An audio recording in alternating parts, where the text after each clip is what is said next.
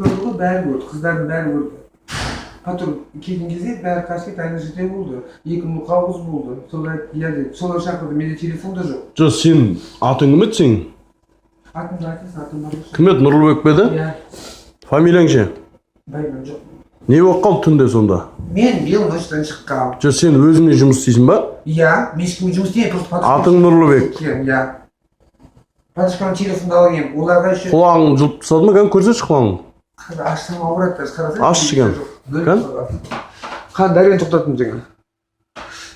Ебан енді бөлініп кеткен бұл құлағың. Иә, сол айтып тұрмын ғой. Перекспен жүру керек. Таяқтың жоқ деген аптекаға барып сұра.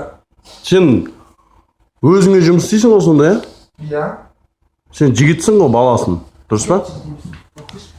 Бергелі, Нұрлыбек. Нұрлыбек, ішіп отыр қыздардың ақшасын, ішіп отыр, ішіп 2 мың теңге тастап кеткенмін, соның арақты ішіп келдім де подушка менен етіп қапты, айтып кетті қыздарға. 2 қыз болған қасында. Не деп? И Данияр деген жігіт болған. Соның бәрін көрген кезде айна жерде шақырды. Сен мас болғансың ғой? Мен мас болған жоқ, мен Ол мас болған бұл кісі? мас болған, иә. Ол кісі өзінен өзі келіп не алды ма, или қалай болды басында? Жоқ, енді мен алдында оларды көргенмін ғой, подушкаға телефон тастап бірге отырған бәрі. Келсем подушкам кетіп қапты. Соң қыздар келіп Жоқ, сен Нұрлыбексің, подругаң кім сен сонда?